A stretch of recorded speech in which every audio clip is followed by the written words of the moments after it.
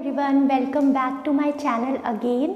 सो इस वीडियो में जो हम बात करेंगे वो हम बात करेंगे एजुकेशन कमीशन के बारे में कि कौन कौन से एजुकेशन कमीशन आफ्टर इंडिपेंडेंस, मतलब जब भारत आज़ाद हो गया था तो उसके बाद में एजुकेशन में क्या क्या चेंजेस लाए गए और कौन कौन सी पॉलिसीज़ बनी और कौन कौन से कमीशन ने क्या क्या रिकमेंड किया, तो वो सारी बातें हम करेंगे।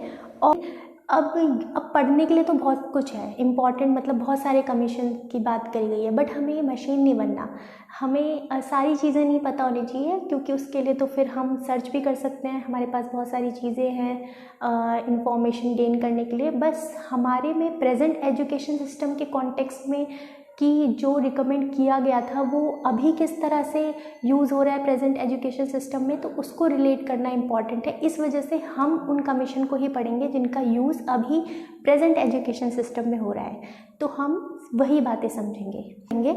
और जो क्वेश्चन इसमें कवर होंगे इस वीडियो में, जो क्वेश्चन हम कवर कर लेंगे वो ये है कि पहला ऐसा कौन सा एजुकेशन कमीशन था जो आफ्टर इंडिपेंडेंस बना, और कौन कौन से इम्पॉर्टेंट एजुकेशन कमीशन थे, वो कौन सा एजुकेशन कमीशन था जिसने पूरे एजुकेशन सिस्टम के बारे में बात करी, मतलब कि प्राइमरी से लेकर और हायर एजुकेशन पे, पूरे एजुकेशन सिस्टम पे किस कमीशन ने बात करी, वो हम कवर करेंगे। अब हम ये पढ़ क्यों रहे हैं, ये इम्पॉर्टेंट क्यों है पढ़ना, आप ये समझ लीजिए कि जब भारत आज़ाद हुआ था, मतलब कि 1947 से पहले, तो हमें पता है कि अंग्रेज़ों का शासन था। तो अंग्रेज़ों के शासन होने की वजह से जो एजुकेशन सिस्टम में जो उन्होंने चेंजेस किए थे वो काफ़ी ज़्यादा उन्होंने बदलाव करे थे। स्पेसिफिकली उन्होंने इंग्लिश को इंट्रोड्यूस करा था, जो पूरे इंडिया के लिए न्यू लैंग्वेज थी, और मदर टंग को सप्रेस किया गया। तो बहुत सारे उन्होंने चेंजेस किए एजुकेशन में। तो इन चेंजेस को ठीक करने के लिए जब भारत आज़ाद हो गया, मतलब आफ्टर इंडिपेंडेंस, ये एजुकेशन कमीशन ने बहुत सी एजुकेशन में चेंजेस लाने के लिए बहुत सी बातें रिकमेंड करी कि कैसे फिर से हम मदर टंग को इंट्रोड्यूस करें एजुकेशन सिस्टम में, किस तरह से एजुकेशन सिस्टम भारत के हिसाब से, मतलब जो हमारा इन्वायरमेंट है, हमारा कल्चर है, हमारी वैल्यूज़ है, और जो अब हमारा नया कॉन्स्टिट्यूशन बना है उसके हिसाब से फिर हमने एजुकेशन सिस्टम में चेंजेस लेके आए। ठीक है, तो ये सारी बातें हम इस वीडियो में कवर करेंगे, तो इस वीडियो को एंड तक देखिए। चलिए स्टार्ट करते हैं बिना टाइम वेस्ट किए। तो जैसा कि मैंने क्वेश्चन पुटअप किया था स्टार्टिंग ऑफ द वीडियो में कि what is the first education commission of independent India, तो कौन था सबसे पहला education commission? University education commission सबसे पहला कमीशन था। 1947 में भारत आज़ाद हुआ था, तो यही साल 1948 में यूनिवर्सिटी एजुकेशन कमीशन का गठन किया गया। ये जो आपको फर्स्ट टर्म दिख रही है 1948, इसमें मतलब कि वो बनाया गया था, कमीशन का गठन हुआ था, और 1949 में इसने अपनी रिकमेंडेशन को पेश किया। तो ये जो काम था, इसके जो चेयरमैन थे वो थे डॉक्टर राधा कृष्ण। इनके अंडर ही ये कमीशन ने अपनी रिकमेंडेशन दी थी, और जो ये रिकमेंडेशन दी थी वो दी थी हायर एजुकेशन के लिए। देख के ही हमें पता चल रहा है यूनिवर्सिटी एजुकेशन कमीशन, तो इसने हायर एजुकेशन की बात करी थी। इसने जो मेन बातें करी थी, जो एम था इसका, ये था कि जो भी यूनिवर्सिटी एजुकेशन से रिलेटेड जो भी प्रॉब्लम है उसको एनालाइज़ किया जाए। हुआ क्या था कि जब इंडिया आज़ाद हुआ था तो उसके बाद बहुत सारी एजुकेशन की जो हालत थी, स्पेसिफिकली यूनिवर्सिटी एजुकेशन की, वो काफ़ी ज़्यादा ख़राब हो चुकी थी, जिसकी वजह से इन्होंने बोला कि क्या क्या प्रॉब्लम उनको फेस करनी पड़ रही है उसको एनालाइज़ किया जाए। दूसरा, इन्होंने सजेस्ट किया कि यूनिवर्सिटी जो एजुकेशन है उसका डेवलपमेंट हो, रिकंस्ट्रक्शन हो यूनिवर्सिटीज़ का, ताकि सोशियो और इकोनॉमिक, सोशल डेवलपमेंट भी हो और इकोनॉमिक इंडिपेंडेंस के बाद, क्योंकि यूनिवर्सिटी में कौन से लोग होंगे, मतलब कि जो अडल्ट्स होंगे वही होंगे। स्टार्टिंग में कमीशन का यही मेन था कि पहले अडल्ट्स पर फोकस किया जाए, क्योंकि अभी उस टाइम पर सोशल और इकोनॉमिक डेवलपमेंट बहुत ज़्यादा इंपॉर्टेंट था, इसलिए सबसे पहले यूनिवर्सिटी एजुकेशन कमीशन का गठन किया गया ताकि उसमें चेंज जाए। नेक्स्ट हम बात करते हैं जो सेकंड कमीशन आया, वो था सेकेंडरी एजुकेशन कमीशन। 1952 में ये एजुकेशन कमीशन बना, और ये बना था कैप के रिकमेंडेशन पे। अब मैं आपको कैप के बारे में बता देती हूँ। कैप क्या है? एक central advisory board of education है। Central advisory board of education before independence ही ये जो और ये हाईएस्ट और ओल्डेस्ट एडवाइजरी बॉडी है इंडिया की, जो एजुकेशन के फील्ड में स्टेट और सेंट्रल गवर्नमेंट को रिकमेंडेशन करता है। तो इसी के रिकमेंडेशन पे सेकेंडरी एजुकेशन कमीशन बनाया गया। आप देख रहे हैं जैसे इंडिया मतलब कि इंडिपेंडेंट हुआ, उसके बाद सबसे पहले यूनिवर्सिटी एजुकेशन कमीशन बना। यूनिवर्सिटी एजुकेशन कमीशन के बाद फिर हम थोड़ा नीचे आए, हमने सेकेंडरी एजुकेशन कमीशन की बात करी। तो सेकेंडरी एजुकेशन कमीशन मतलब 9th to 12th की एजुकेशन के बारे में यहाँ पे बात हो रही है। इनके जो चेयरमैन थे वो थे मुदालियर कमीशन भी इसको कहा जाता है। इनका जो रिकमेंडेशन था वो ये था कि डेमोक्रेटिक सिटीजनशिप का डेवलपमेंट हो, क्योंकि उस समय पे डेमोक्रेसी काफ़ी ज़्यादा मतलब पहले बिफोर इंडिपेंडेंस काफ़ी ज़्यादा डेमोक्रेसी की कोई चीज़ नहीं थी इंडिया में। तो डेमोक्रेसी नया कॉन्सेप्ट आया था इंडिया के लिए, और इसको समझने के लिए, लोगों को समझाने के लिए एजुकेशन में चेंजेस लाना बहुत ज़्यादा इम्पॉर्टेंट था, ताकि कॉन्स्टिट्यूशन में जो भी बातें करी गई हैं, इक्वालिटी हो, सेकुलरिज्म की बात हो, फ्रैटर्निटी की बात हो, कि किसी भी तरह का डिस्क्रिमिनेशन नहीं होगा कास्ट और जेंडर के बेस में। तो डेमोक्रेसी की बहुत ज़्यादा को लोगों को बताना और लोगों तक वो चीज़ कॉन्स्टिट्यूशन में जो भी बातें लिखी है उनको पहुंचाने के लिए एजुकेशन में चेंज लाना बहुत इंपॉर्टेंट था। तो इन्होंने कहा कि डेवलपमेंट किया जाए डेमोक्रेटिक सिटीजनशिप का। सेकंड उन्होंने बात करी कि वोकेशनल एफिशिएंसी को बढ़ाया जाए, क्योंकि ये भी हमको पता है कि जो भी उस समय पे इंडिया की जो हालत थी वो बहुत ज़्यादा डाउन हो चुकी थी, जिसकी वजह से ये बहुत ज़्यादा इम्पॉर्टेंट था कि वोकेशन को बढ़ावा दिया जाए, छोटे से छोटे काम को अप्रिशिएट किया जाए और स्किल डेवलप हो, लोगों में टेक्निकल स्किल डेवलप हो। तो इसके लिए एजुकेशन में इम्प्रूवमेंट की बात करी और वोकेशनल एफिशिएंसी को इंक्लूड करने की बात कही गई। थर्ड है डेवलपमेंट ऑफ पर्सनैलिटी, मतलब कि एक इंडिविजुअल का ओवरऑल डेवलपमेंट करने की बात करी गई। Overall physical, mental, social, moral, ये पूरे उसके अंदर पूरा डेवलपमेंट की बात करी गई, ताकि एक बेटर सोसाइटी और नेशन का डेवलपमेंट हो सके।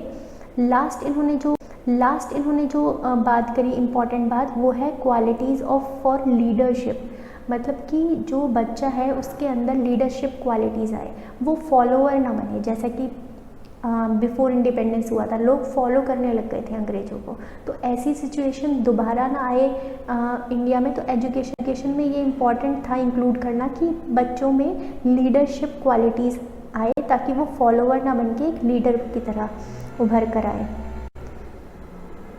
नेक्स्ट जो सबसे मोस्ट इम्पॉर्टेंट कमीशन है वो है कोठारी कमीशन, जिसने जो कोठारी कमीशन है ये वैसे तो 6th कमीशन है, उसके बीच में भी कुछ कमीशन आए सेकेंडरी एजुकेशन और कोठारी के बीच में, बट मैंने बोला कि हमें इम्पॉर्टेंट चीज़ें ही पढ़नी है। तो कोठारी कमीशन जो है वो 1960 का गठन किया गया और 1966 में इसने अपनी रिपोर्ट सबमिट करी। ओके, तो जो इनके चेयरमैन थे वो थे दौलत सिंह कोठारी, इन्हीं के नाम पर ये कमीशन बना। इसके जो टोटल मेंबर्स थे वो थे 17 इंक्लूडिंग द चेयरमैन। और इसने जो बात करी, जो मैंने आपको स्टार्टिंग में एक और ऐसा कमीशन था जिसने पूरे एजुकेशन सिस्टम मतलब प्राइमरी से लेकर हाईएस्ट लेवल तक पूरे एजुकेशन सिस्टम की बात करी, वो थे कोठारी कमीशन की में ही ये बातें करी गई थी। सबसे पहले आपने देखा कि आफ्टर इंडिपेंडेंस 48 में यूनिवर्सिटी एजुकेशन कमीशन बना, फिर मतलब कि हायर एजुकेशन के बारे में बात करी। फिर आपने देखा कि सेकेंडरी एजुकेशन कमीशन बना, उसने सेकेंडरी एजुकेशन के बारे में बात करी। फिर जो तीसरा एजुकेशन कमीशन जिसने पूरे एजुकेशन कमीशन के बारे में बात करी वो था कोठारी। तो आप ऐसे एसोसिएट करके चीज़ों को समझ सकते हैं। इसका जो मेन एम था वो था फ्री एंड कंपलसरी एजुकेशन, मतलब कि बच्चों को up to the age of 14 बिल्कुल फ्री और कंपलसरी एजुकेशन दी जाए, मतलब सभी बच्चों को पढ़ने का अधिकार है, इसने ये बात करी। सेकेंड, इसने बोला कि यूनिफॉर्म एजुकेशनल स्ट्रक्चर होना चाहिए थ्रू आउट द कंट्री, ये नहीं कि कुछ स्टेट में कुछ चल रहा है, किसी राज्य में कुछ चल रहा है, तो ऐसा नहीं। 10+2+3 इस तरह का यूनिफॉर्म एजुकेशन स्ट्रक्चर की इसने बात करी। थर्ड, इसने बात करी कि एजुकेशन में जो इन्वेस्टमेंट हो वो इंक्रीज़ करा जाए, मतलब जो जीडीपी है उसका 6% जो है वो एजुकेशन में इन्वेस्ट किया जाए, जो कि हालांकि आज भी हम यहाँ तक नहीं पहुँच पाए हैं। अभी भी जो करंट एजुकेशन सिस्टम है उसमें जो जीडीपी का 4.6% ही हम इन्वेस्ट कर पाते हैं, मतलब कि सरकार इन्वेस्ट कर पाती है। तो ये इसने रिकमेंड किया कि 6% होना चाहिए। Next, implementation of 3 language formula, क्योंकि जैसा कि मैंने आपको बताया था कि इंग्लिश काफ़ी लग गए थे बिफोर इंडिपेंडेंस, तो उस चीज़ को थोड़ा कंपनसेट करने के लिए 3 लैंग्वेज फॉर्मूला को रिकमेंड करने की बात करी गई कि मदर टंग को भी इंक्लूड किया जाए, इंग्लिश को भी इंक्लूड किया जाए और एक दूसरी लैंग्वेज को भी इंक्लूड करा जाए। तो इस तरह का इन्होंने मेन जो इम्पॉर्टेंट रिकमेंडेशन थे वो इन्होंने दिए।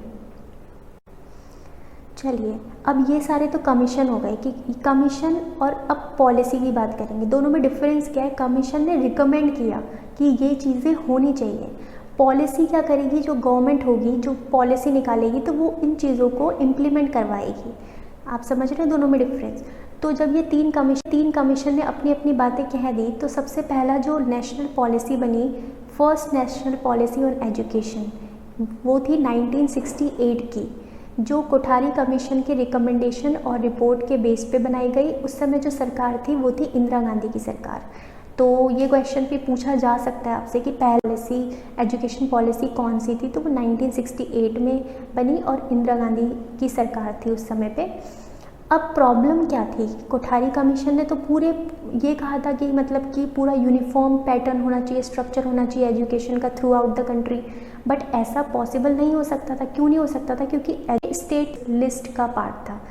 आपको पता है कि 3 लिस्ट होती है, स्टेट, यूनियन और कनकरेंट।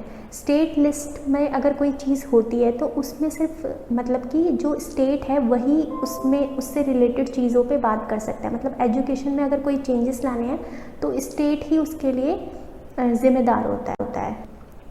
ये चीज़ थी, तो इस वजह से ये पॉलिसी अच्छे से मतलब इम्प्लीमेंट नहीं हो पाई।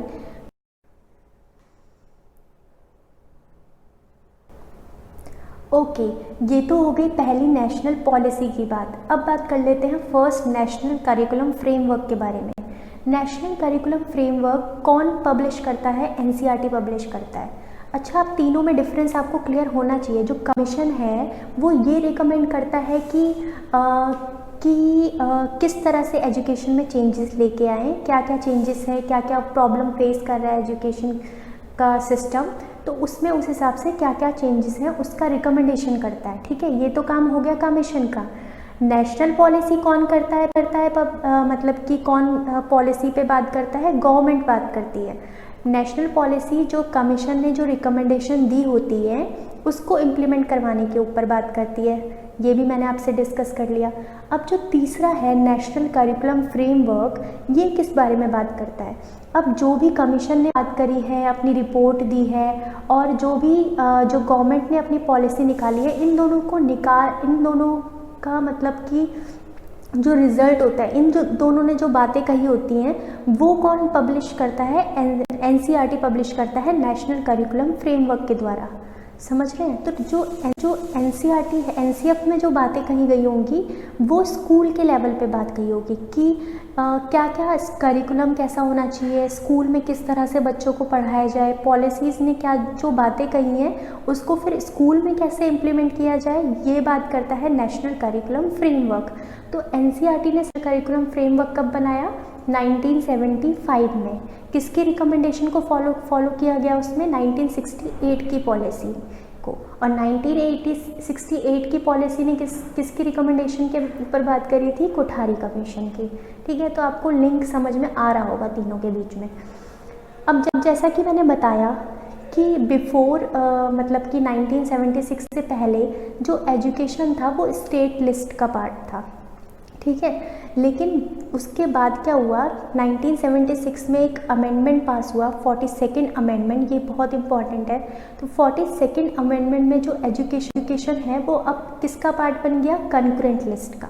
कंकरेंट लिस्ट में वो चीज़ें इंक्लूड होती हैं जिसपे स्टेट और सेंटर दोनों अपनी बातें मतलब अपनी जो क्या बोलते हैं अपना मतलब कि दोनों मतलब वो होते हैं, अकाउंटेबल होते हैं, दोनों उसमें चेंजेस एजुकेशन में अपने हिसाब से ला सकते हैं।